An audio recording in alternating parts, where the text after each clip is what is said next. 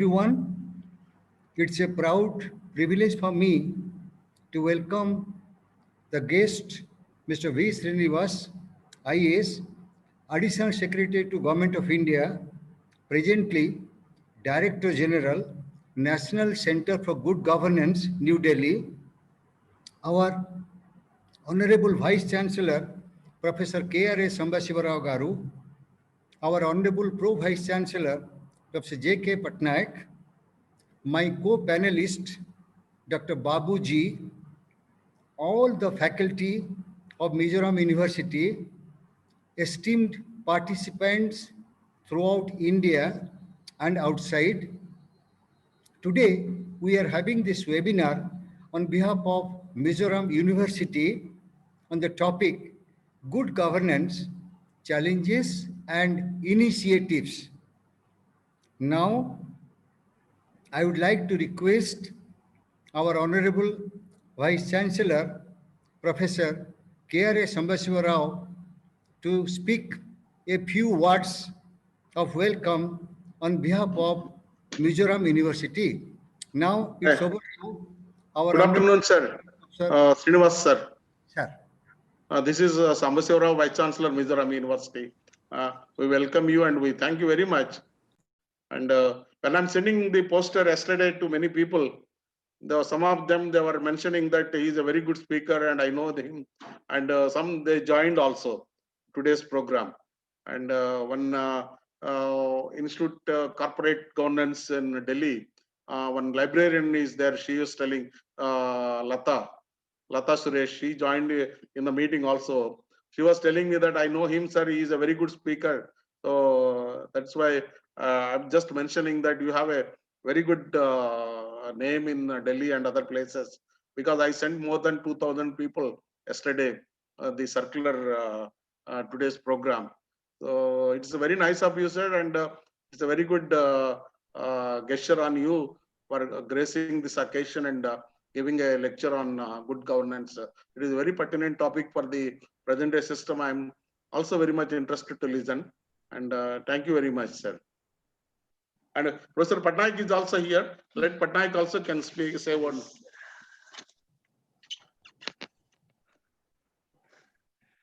Thank you, Vice Chancellor, sir.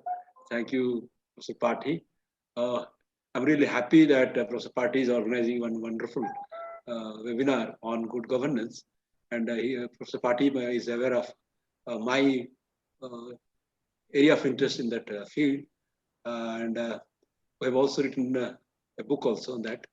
Of course, a compilation of articles on good governance. And Professor Pathi has also contributed to that book. I will not talk much about the thing, but given the present situation, the COVID pandemic situation, the way the state is faced with the tough challenge in terms of governance and in terms of delivering the goods for the well-being of the people, we would expect the speaker to deal these aspects, particularly pertaining to this COVID-19. Theoretically, good governance, we know that how it has originated since the ages, days of Plato and so on. But in the present context, in the 21st century, and particularly this because of COVID, the notion of governance has undergone, and the state structure has become much more assertive, which is, of course, need of the hour. But at the same time, how the civil society gets space in the larger framework of this state structure, so as to have a kind of compromise and a kind of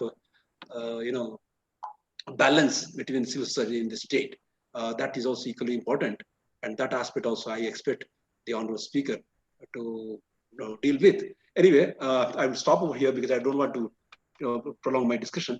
And thanks a lot for giving me a chance to speak. Thank you, Professor Pathi. Okay.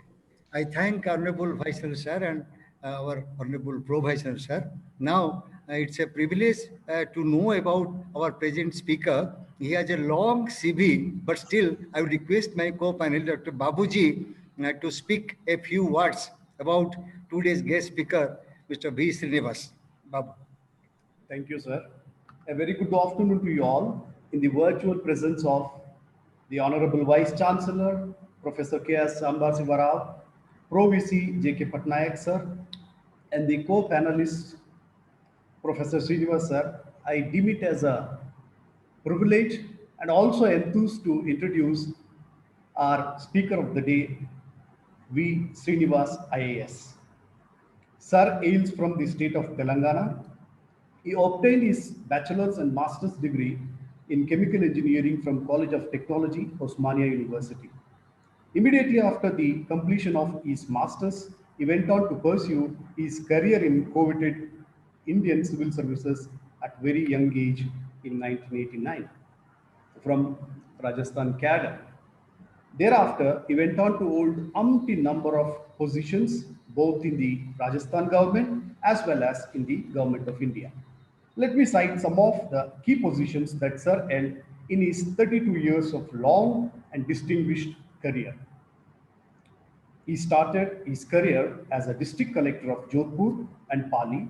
He served as a deputy director of AIMS administration, Director General of Archives of India, Joint Secretary to Government of India in the Ministry of Textiles, Joint Secretary to the Government of India in the Ministry of Culture, Secretary to the Government of Finance and Planning Department, Rajasthan, Advisor to the India's Executive Director in the Monetary Fund, Private Secretary to the Finance Minister of India and Private Secretary to the External Affairs Minister, Chairman of the Board of Revenue and Board of Tax.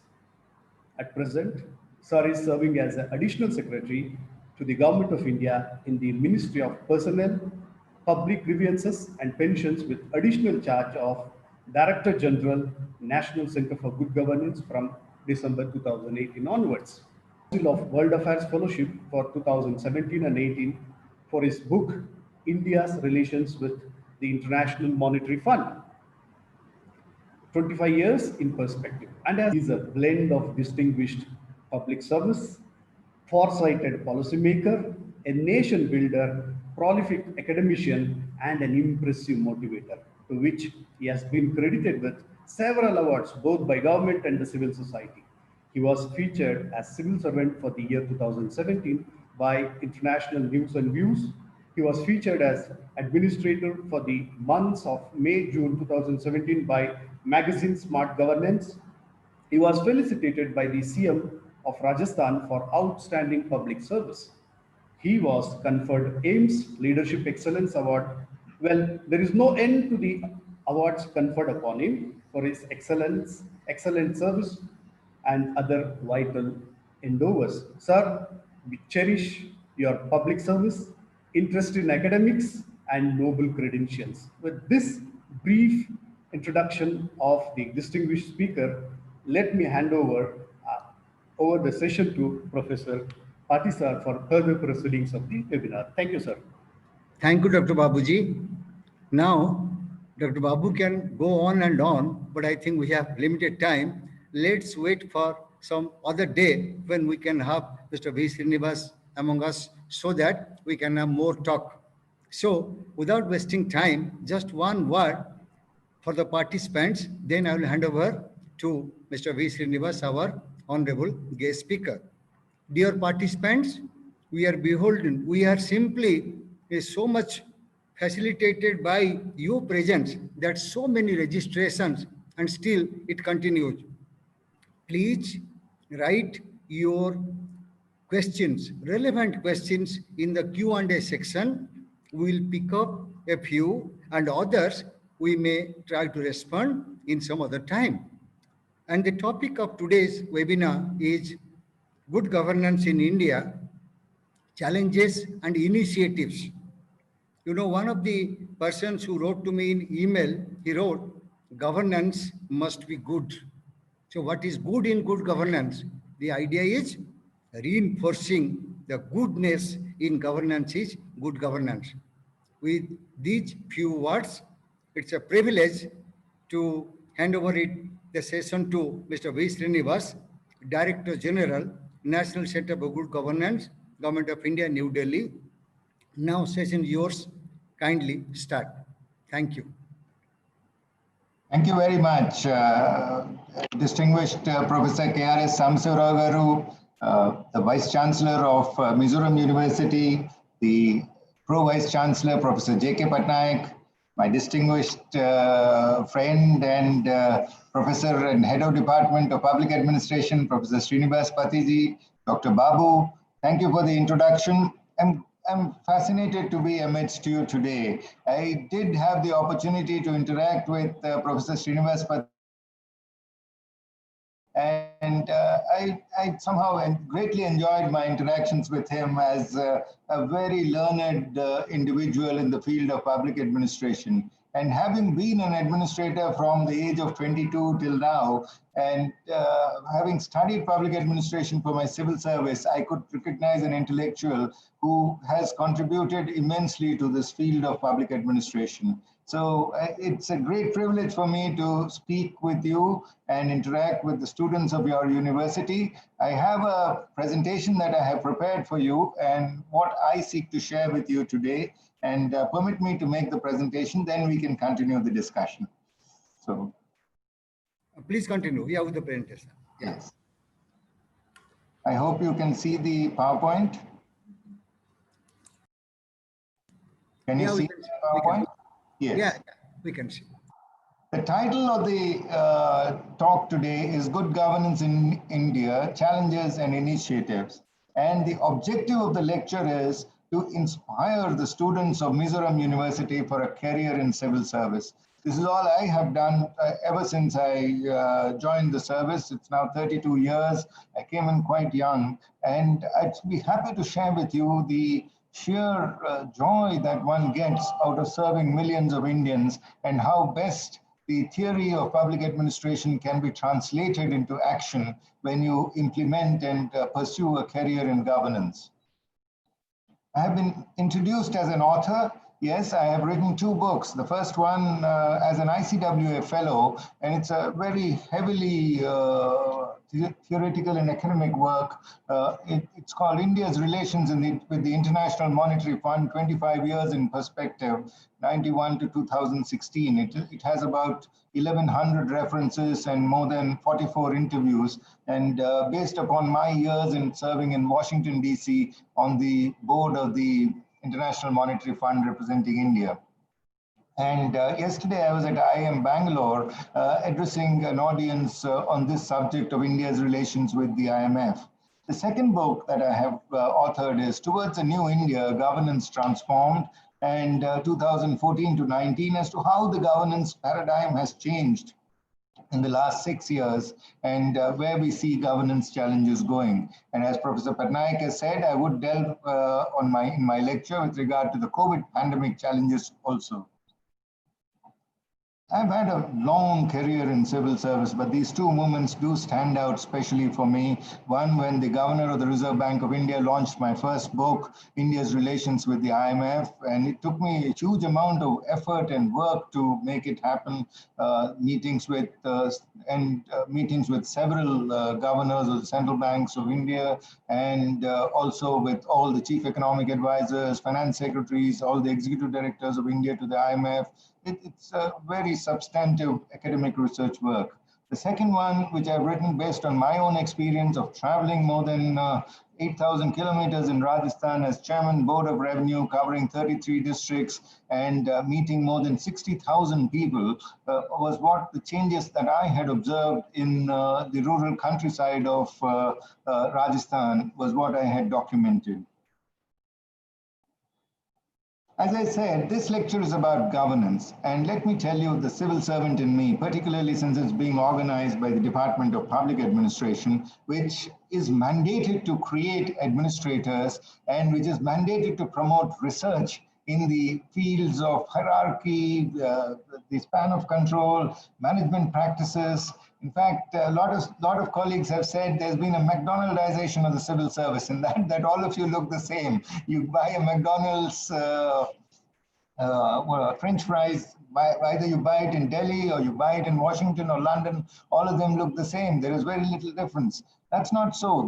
There are a huge number of differences in the way individuals approach the governance model. And I will share with you my own governance model. And I had a post-graduation in chemical engineering, and then I was introduced to the subject of public administration by Professor Hargopal and Professor Srinivasan from the Hyderabad University. I did not know public administration was a subject in which I had so much flair.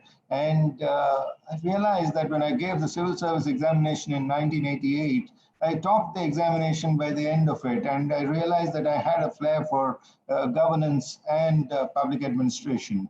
And I joined the service at 22, and the civil service examination represented, and it remains today, one of the most competitive examinations in the world. It's an aspirational goal for millions of Indians. More than 15 lakh Indians appear for this examination on an annual basis. And my own experience is that the Indian Administrative Service exposes an official to rural India as also urban India like no other service does. In fact, when I went from Hyderabad to Rajasthan, my first posting was at Nagaur, and it was in the middle of the Thar Desert. Temperatures would be 50 degrees plus in summers, and sand dunes would be raging. There would not be electricity, brackish water, and it was a different diet. One had to eat bajra ki roti vis-a-vis eating rice. It was a very difficult transition in the initial years. But then the IAS teaches you resilience, and I found that as years went on, the Indian Administrative Service exposed me not only to rural India, but also to urban India like no other service does. And that is what I want to reinforce to the participants in this seminar today.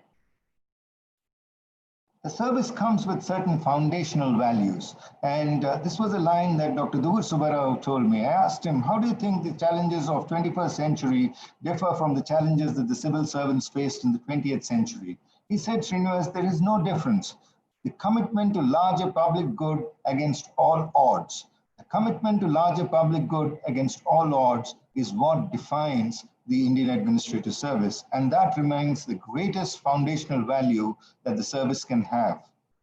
Integrity, building credibility and trust in the institution of civil service. I was quite amazed to see, even as I went as a young officer to fields and to villages, numerous villages where I did night halts, to Tehsil headquarters, I found the tremendous trust that Indians reposed in the Indian Administrative Service. They looked to it with impartiality, for fairness and justice, and leadership and faith in fairness and impartiality. These I realized very early on, these could not be outsourced, and it had a very high moral overtone. In that I always believed I'm ethical, I'm accountable, I'm the IAS. When I joined the IAS, my father gave me one mantra. He said, never fudge a TA bill, never fudge a logbook. And that has remained with me after 32 years too. I'm ethical, I'm accountable, and I am the IAS. I will never ensure any of these basic paradigms are violated. There is a contemporary framework. Let me put the contemporary framework that Professor Pati must be teaching his students. One is fiscal federalism. States have become stronger. I used to see states with Mr. Shekhawat as Deputy Secretary Finance. We used to fight for something like 29% to 30% devolution from the central shares. Today, we have 42% devolution. The rise of the state governments in the federal setup is one great feature of our Indian democracy. The second is affordable healthcare. We've had Panchayat Samiti level PHCs coming up with 30-bed hospitals, the community health centers coming up with almost 100-bed hospitals, district hospitals being upgraded into medical colleges. Affordable healthcare has been a key feature of governance across the years. Rural India has been transformed. In fact, I was struck how much. I had visited the village Dhundada in Jodhpur district in 1999 as a district collector. I went back to the same village in 2018 as Chairman Board of Revenue, and I found that the village had transformed completely. One could find digital merchants, one could find e-mitras, one could find common service centers there. The quantum of change and the manner in which rural societies had adapted to change is something that had always struck me, and that is a feature of contemporary governance. Social inclusion, there's been a huge change in terms of our inclusive policies, in terms of reservation policies, as also in terms of economically weaker sections, other backward castes. There's been a massive change in terms of social inclusion. We also now have the entire campaign for enabling the disabled persons, and also a separate department of Divyangjan which looks at disabilities. And improving service delivery, everybody is looking at improved service delivery. We would like online deliveries to happen. You have Amazon.com that's there, but there are also several state portals which are providing you a huge amount of service delivery. The next concept is doorstep delivery. In Delhi, several districts have started practicing doorstep deliveries. The fifth one is Atmanirbhar Bharat, and that is a concept that is being currently discussed with regard to the handling of the pandemic, and I'll come to it in my later slides.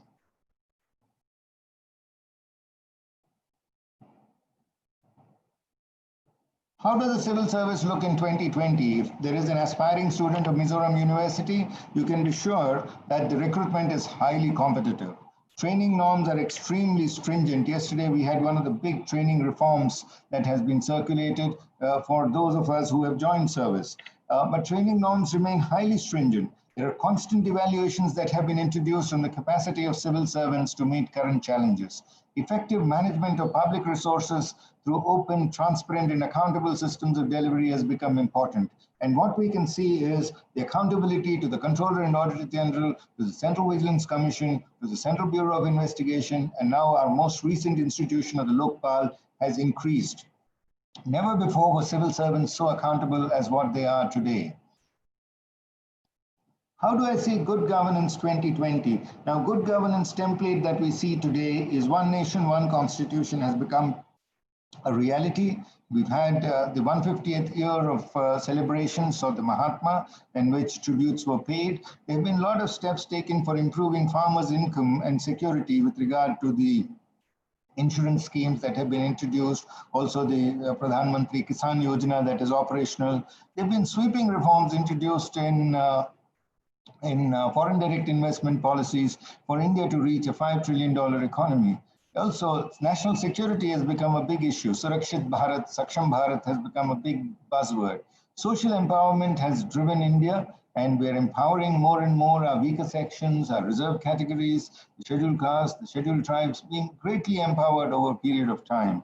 And improving the quality of life is something that has been an essential focus. So many services which are not available now, we talk of water supply being delivered at every doorstep, housing for all, drinking water for all, roads to every village. These are the major changes. And Indian infrastructure is being taken to a global level. And also, post-Ayodhya verdict, we've seen peace and harmony prevail across the country. The big buzzword is India at 75, and India at 75, we see that development becomes a people's movement, and successful implementation of priority programs, be it in health sector, be it in women and child development, be it in with regard to the construction of rural roads, these have become priority programs, and to bring together innovation, technology, enterprise, and efficient management. And of course, the fair and clean administration has been the bulwark of the entire process. There are three new critical institutions that have come up. One is the Lokpal, which is something new. We didn't have it before. And the second is the GST Council, which is a real body of federalism between the center and states. And then the Niti Aayog, which has replaced the Planning Commission as a new institution for innovation and ideas. Now, when I see the digital transformation of India's governance, we see 1.2 billion Aadhaar cards. Everybody has an Aadhaar card. And we have had a billion e-transactions since the launch of Digital India. Several lakhs of common service centers have been created. The number of government services that are available online have gone to more than 450. And more than 31 lakh Jan Dhan bank accounts have been created. I remember visiting several villages across districts and found everybody had a bank account. Construction of toilets now has reached 100% coverage. And the All India Institute of Medical Sciences recently did a study, and they found that those villages which had safe toilets and were using toilets were the ones where the chronic disease prevalence has come down a great deal. And there's been a tremendous benefit that has come about by this program of Swachh Bharat Mission Gramin, definitely.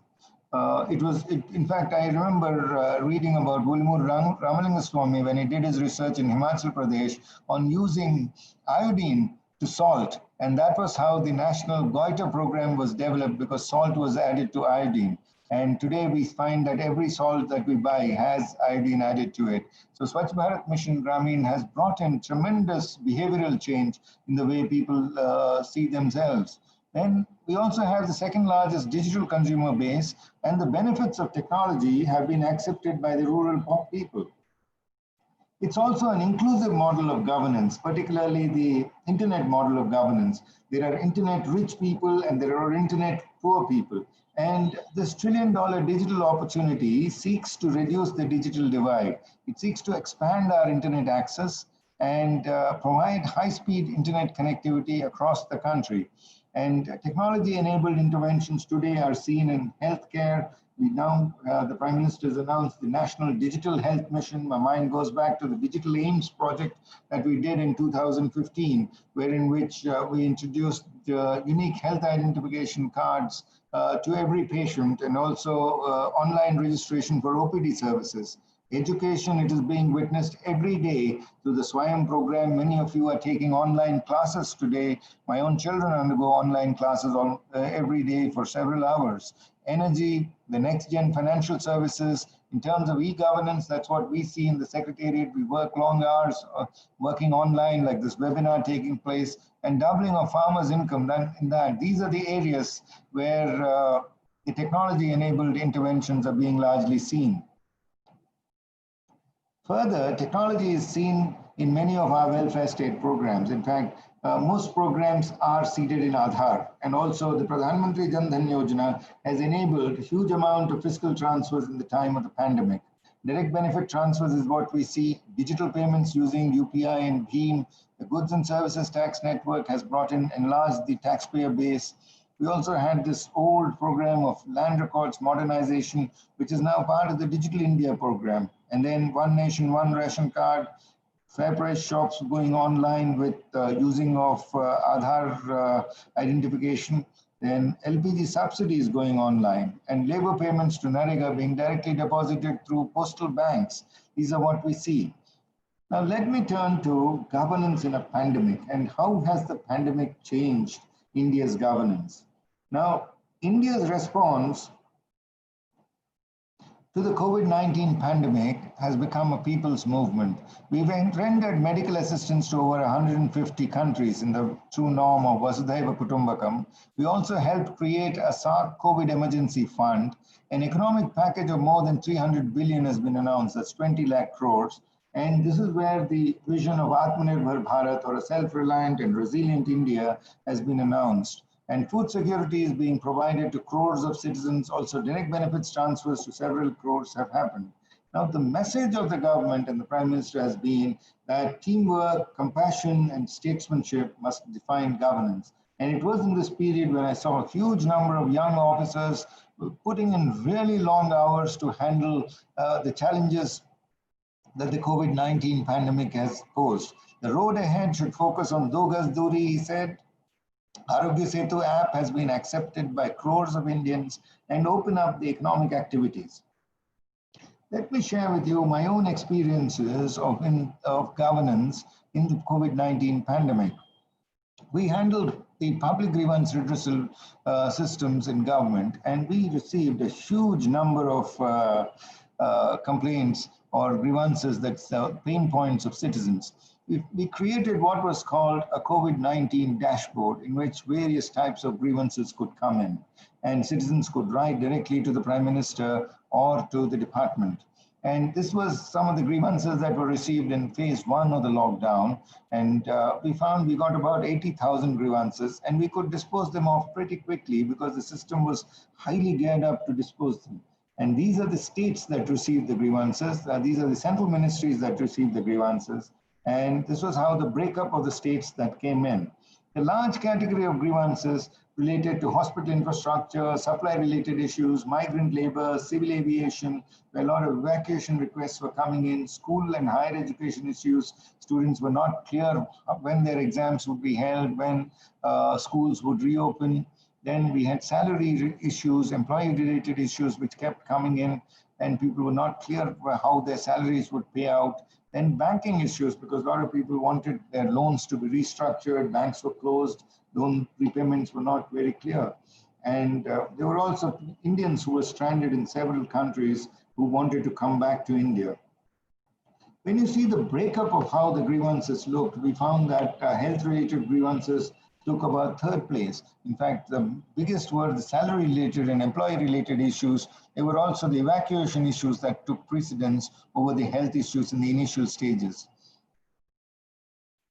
We also contacted more than 410 district collectors as we formulated what was called the COVID-19 preparedness survey, which highlighted the strengths and gaps in our infrastructure, which were later addressed rapidly in our response system.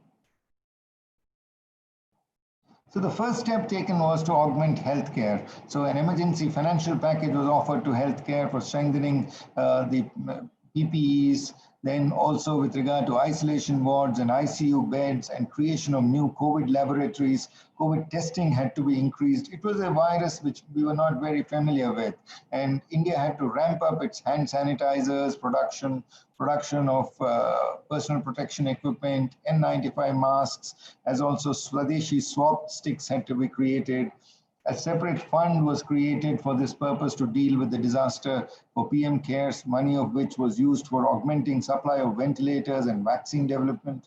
Then we had the Atmanirbhar Bharat campaign, which was launched, which envisaged relief to the poor and migrants, job creation with enhanced allocations to NREGA, MSME loan restructurings, liquidity injection to power discoms, as also support to state government, and exemption for COVID imports was provided.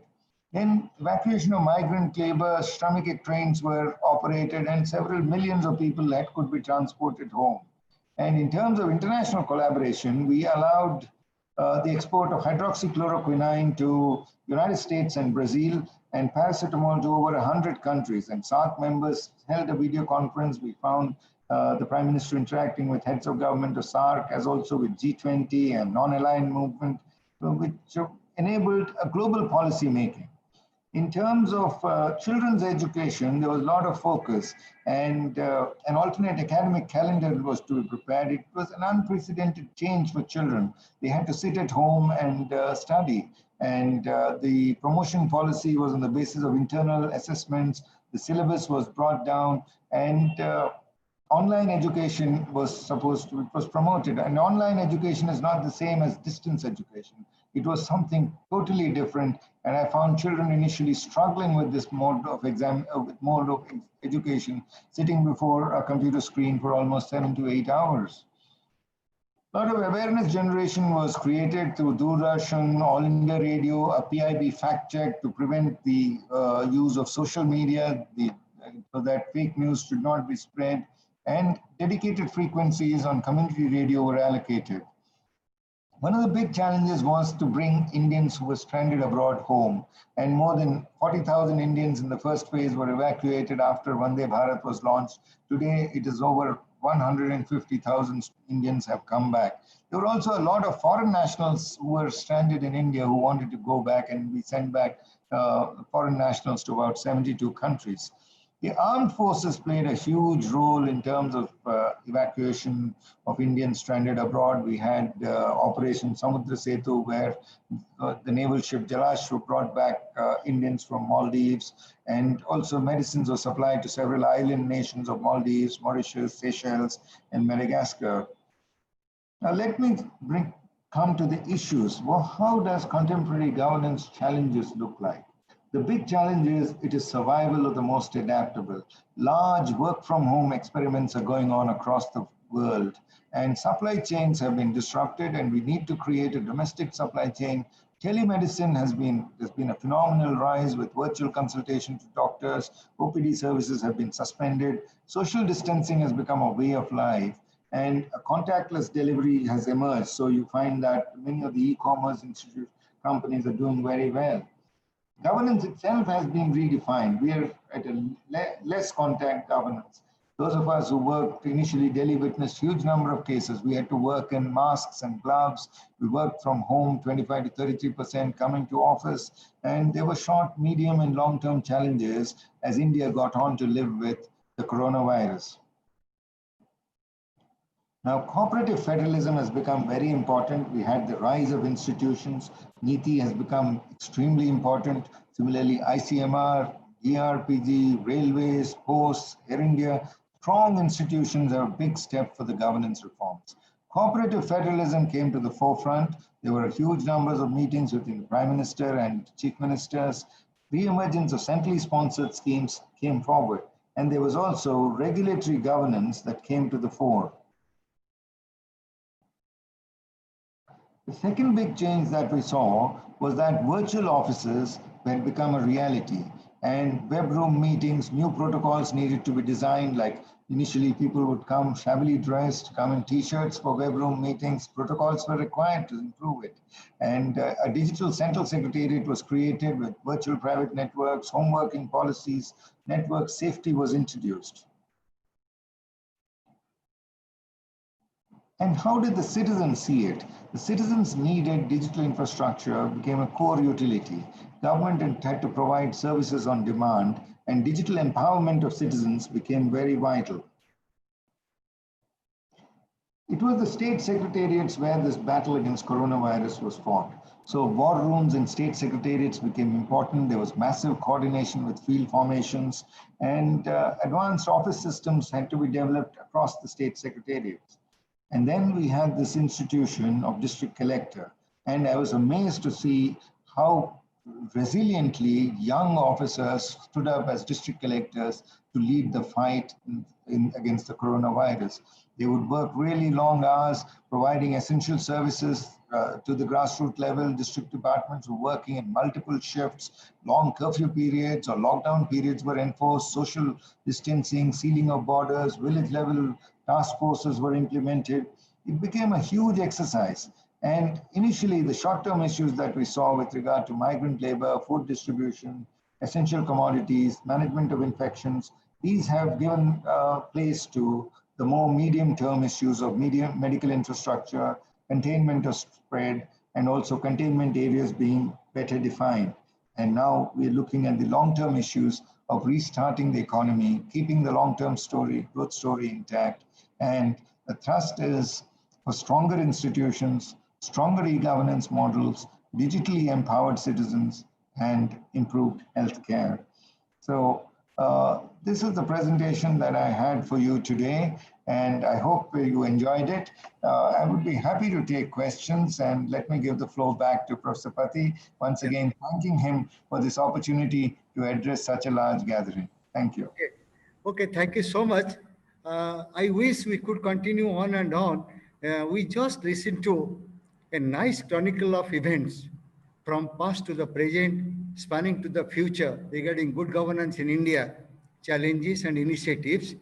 We could not think of something better than today, but I wish we could give you much more time. So, Ms. Srinivas, thanks a lot, but still few queries are there. So I'll pick and choose a few, given the limited time at our disposal. So can I take a few now? Yes, please go ahead. I'll be happy to answer. Okay. So in the light of your discussion, there is one query which says that this new public administration, new public management paradigm, privatization is a key factor, key issue. So how can we relate good governance to privatization? Please.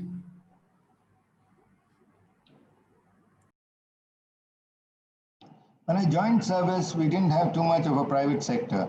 The commanding heights of the economy were all controlled by government. And we found almost 100% monopoly in, say, oil refining, in terms of manufacturing, in heavy industry, or even in light industry. It was virtually 100% monopoly. And that did not yield too much result. We found that, for example, I used to administer the oil pool account in the Ministry of Petroleum way back in 2000. And the oil pool was perpetually in losses because we found that in terms of settling accounts, the purchases by the oil marketing companies to the refining companies to the manufacturing companies were very slow because the marketing companies were not able to raise prices. And they were badly in need of government subsidies.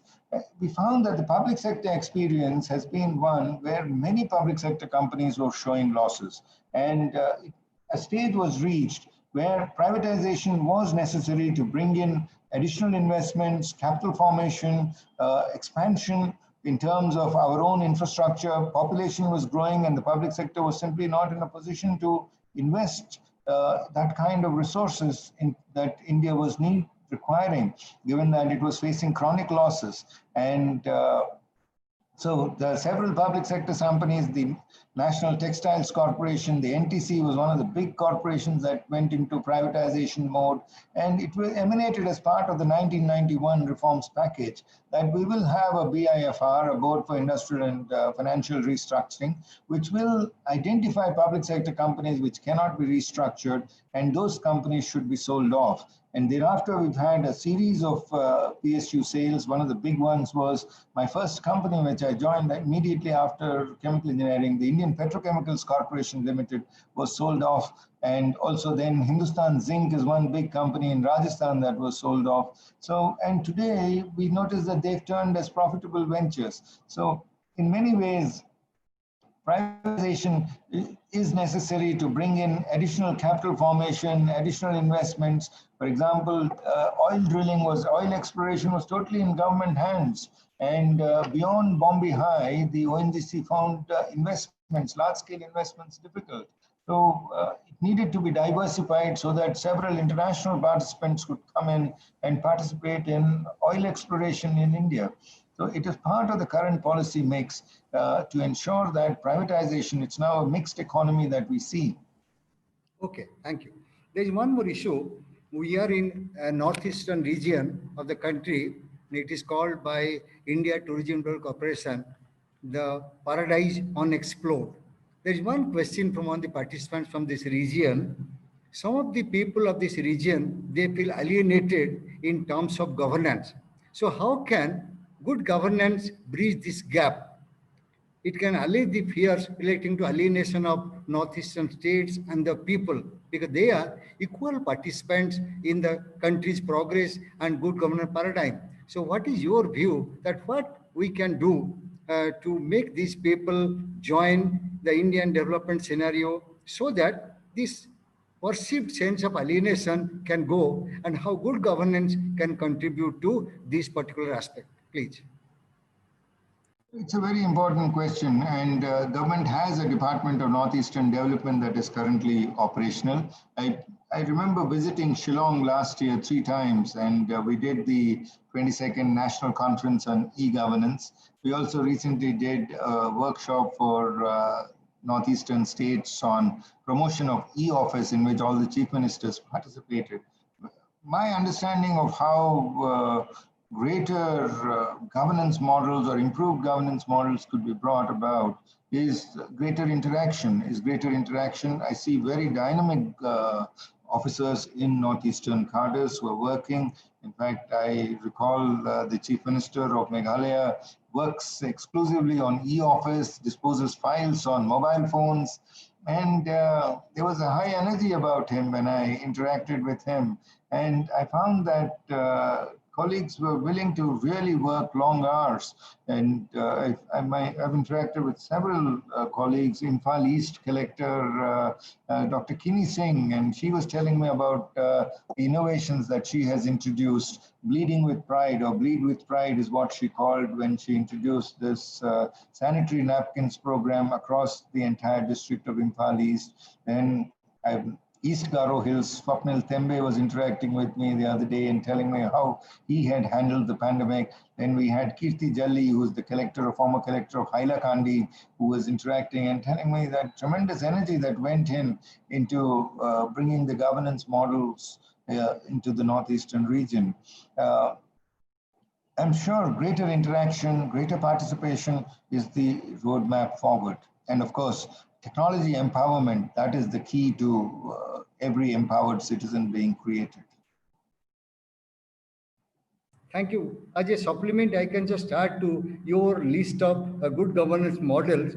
In one of the districts of Mizoram, one young IAS officer, he has seen to it that in 2 years, the chili farmers get 14 times more price for their product without middlemen. So, okay. The next question is, can there be some measurement of good governance in India? Can you measure good governance in terms of quantity, quality, dimensions? Can it be possible in present day scenario? Yes, good governance can be measured. In fact, I authored the first good governance index. It's available on our website. I'll request participants to take a look at www.darpg.gov.in and just go to the good governance index. And you'll find a detailed publication on how states are measured in terms of the governance paradigms. And we do find northeastern states are featuring very highly on the governance model. In fact, I was greatly fascinated by the governance models of Northeast. Okay, now the question is, while talking about good governance today, you started with the origin, then you talked about national, international, then coming back to rural. One query is about rural model, rural level of good governance. What should we do in India to enhance the rural level of good governance so that the bulk of Indian people who live in rural society, and you rightly talked about Mahatma Gandhi, who told India lives in our villages. So we want self-sustained village republics in India. So what can we do to enhance the rural level of good governance in India today, please? Yes, it's a very interesting question and an extremely important one. I myself grew up in a village, and I remember my father was posted in Araku Valley, which is a tribal village of less than 250 people. And I used to go to a panchayat school and study. And from there, I think it's just the dint of hard work by the time I reached to actually serve on an IMF board in Washington, D.C. from Araku Valley was a huge career-changing transformation. And it came through dint of hard work. And it was possible because the village schools had a strong teaching platform, regular schooling was there. Also, in terms of today, when you see the villages, the size of village has grown. I indicated the example of Dhundada. I can go and point out several other villages wherein which the size of population has grown from 500 people to something like 10,000 people. And more technology has been adopted. The second one that I said was that everybody has a bank account. Everybody has a bank account, everybody has a road access, and everybody has a television access. And I think these are the big things to creating digitally empowered citizens. And the transformation that I see in villages, Rajasthan, when I went back in 2018, there was no power cuts in villages. And I recall in 1989, we used to have 3 days without power in the district level. So you really had to drink brackish water and stay without electricity in a district headquarters like Nagaur. But by 2020, we have every village being fully electrified. Okay. So now the most problematic query from one of the participants. So I hope you would like to respond to it. What is the link or equation between level of corruption and level of good governance in India? Please. Yes, there cannot be good governance with corruption. And India has a zero tolerance for corruption. The institutions, as I said, the accountability levels of the civil servant today are far higher than they were ever in the past. A Lokpal has been established. There are monitoring agencies like the Central Vigilance Commission, the Controller and Auditor General, the Central Bureau of Investigation, where accountability levels are very high. And round-the-clock assessments have been introduced. Government recently promulgated implementation of Rule 56J, wherein if you're above the age of 55 and have put in 30 years of service, you can be retired if your performance is not satisfactory with a summary order. So there have been there has been tremendous increase in accountability levels of government servants than it was ever before. And today, the accountability levels are definitely extraordinarily high. Okay. Of course, Actually, next one more question. point that I want to add. This Also, answer of yours, you answered well. The next question is, you talked about civil service recruitment. Their robust training process, the way they are actually handling different situations in India, normal and post-pandemic situation. Now there is a query, National Recruitment Agency, NRA. What will be its role in the context of good governance of today and tomorrow? So will it add to the situation qualitatively, or what will be the actual role played by National Recruitment Agency in the context of good governance in India? Please. the National Recruitment Agency is a new creation. It is yet to be formally established. It will be there for at the subordinate service level, that is for those who have passed class 10 to class 12 who are seeking employment. And currently it has been notified for 3 sectors: banking, posts, and railways, as an entry-level examination, because people have to appear for multiple examinations, and now they can appear for a single examination and results would be there for valid for 3 years. So it will bring definitely greater transparency into the system. It will also reduce multiplicity of examinations, reduce costs, not only for students, but also for government also in terms of conducting these examinations. Okay, let's take one or two only, which we received in email. One question is very interesting. Is good governance an Indian concept or it is imported from some foreign land? What is the view of our honorable guest speaker today? There is a paper of mine that deals with the Central Secretariat, the Indian Civil Service, and the Indian Political Service from 1834 to 1947. And it was a Foundation Day lecture at the National Archives of India that I had delivered in 2019, February 2019. Please access that paper and you would find how was the file system created. In fact, the file system was created by the British so that everything had to be documented. Every decision had to be documented in writing. And they also felt that the Indian civil servants did not have the capacity of British civil servants. So that, and we would have to write long number of note sheets so that the quality of drafting skills of Indian civil servants improved a great deal.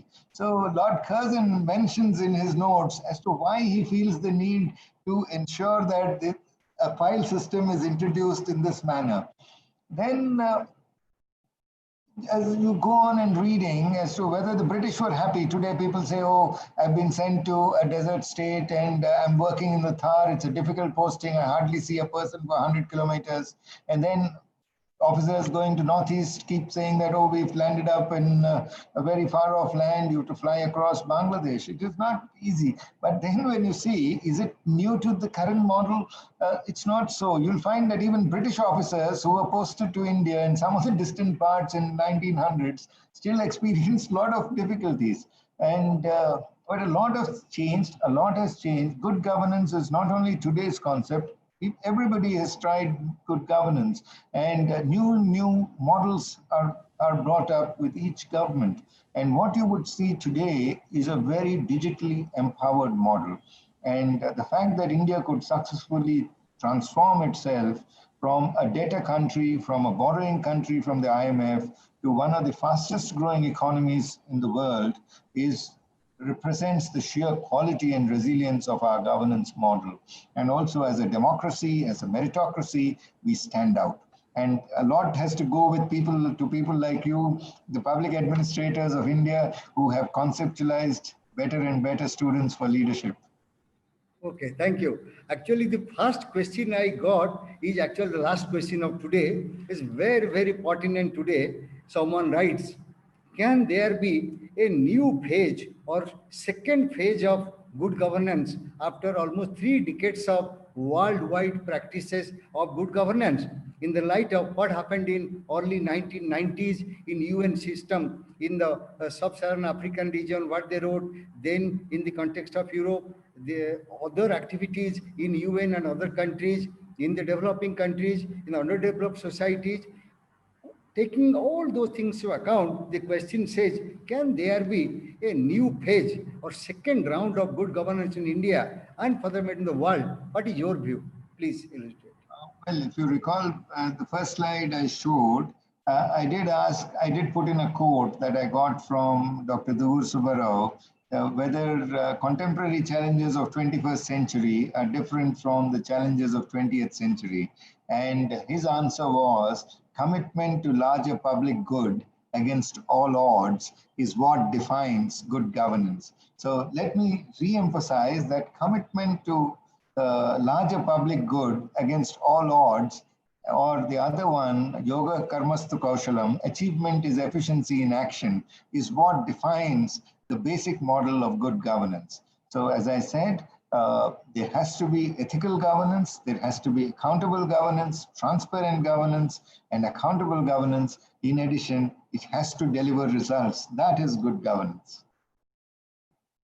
Now, I think we come to the close of this session. I would like to continue, but we got the indication that it's time to wind up. So now I request my co-panelist, my colleague, Dr. Babuji, to propose a formal vote of thanks for all of us, those who are here, those who have facilitated, and especially our VC, PVC, and honorable guest speaker and the participant. Dr. Babu, please. Thank you very much, sir, once again. At the outset, I would like to thank our Honorable Vice Chancellor, Professor Sambasiva Rao, for his constant support and motivation, especially to this academic discourses. Thank you very much, sir. In the same line, I also thank Professor Patnaik, our Pro-Vice Chancellor, for his support and encouragement. Then, the time to thank our speaker of the day. Sir, we are very much impressed with the word ethical, accountable, and I am the IAS. This is a motivating thing, sir, and you are a model to all of us. Thank you very much, sir, for that. Not only that, the deliberations over policies, actions, and nitty-gritties of their implementation, which is in the contemporary sense. Thank you very much for that again, sir. And let me note this, and thank you for one more thing, that you gave an altogether a separate session over this, answering to the questions that raised by the esteemed participants. Thank you very much, sir, for that again. Then let me thank my co-panelists and the man behind this webinar, without whom this webinar would not have been a reality. Thank you very much, sir. And he is an asset, academic asset in our department. We cherish him and we follow his footsteps. Thank you very much, sir. And with that, let me thank our cordial and a fantastic technical support, that is ICT, and especially Suraj, who has been with us almost all the ways and aiding us and even guiding how to respond and to these technical facilities. Thank you very much to Suraj. Then here I come to again thank our diverse participants. Well, I bow down to their interest and concern for the domain called good governance. Thank you very much. You made this seminar, the webinar, a fantastic one. Thank you all once again. And not the least, I'm going to thank the Department of Public Administration. I thank all the, including head of the department and all my dearest and beloved colleagues for their support and cooperation. Thank you very much once again. Okay. Thank you, Babuji. I wish we have many more occasions to listen to Mr. V. Srinivas, and we look forward to a new India and the better India than today. And I wish such webinar will have lasting effect on all of us, the participants, the university, especially the cordiality with which Mr. V. Srinivas accepted our humble request. And today it is simply so good that I have no words to express my views. So on behalf of the university, I again thank you all. With this, we close the webinar. Namaskar. Thank you so much. Thank you so much. Thank you. Thank you so much.